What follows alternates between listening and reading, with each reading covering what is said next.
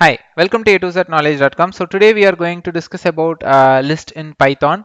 So I have already made some part videos in list. So part 1, part 2, part 3, something like that. So you can get all the list part videos in my playlist of Python, and you can get the playlist link from the description box of this video. So not only the list part videos, you can get the complete Python videos from the playlist which is there in the description box. So today I'm going to show you some interesting functions in list, which I can categorize as index, count, sort, and reverse.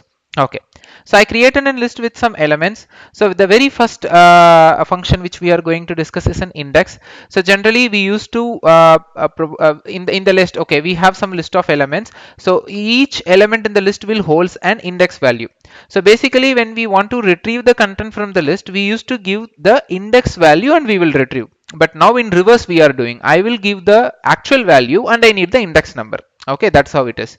So now index 8. Okay, what is the index number for 8? So generally the index number starts from 0, 1, 2. That means obviously 1. So I will run this code. You can able to see.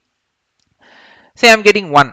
Right. So next, count 8. Okay, what does mean by count 8? So how many 8? The occurrence of 8 is there in my list. I'm having 2 times 8. So I will get 2.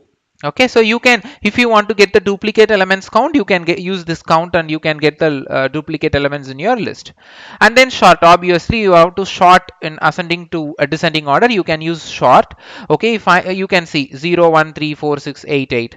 Okay, I want it in descending to ascending. Then you can use reverse.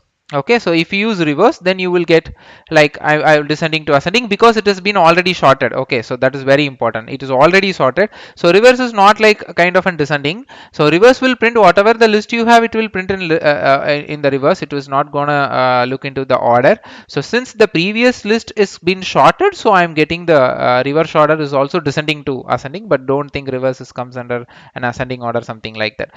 So this agenda of video is just to explain you index, count, sort, and reverse. So thanks for watching a2znowledge.com. If you really like this video, please subscribe my channel and forward this to your friends and colleagues. We provide many technology videos, not only Python, in two languages, English and Tamil. So thanks for watching a2znowledge.com. Stay in touch with us.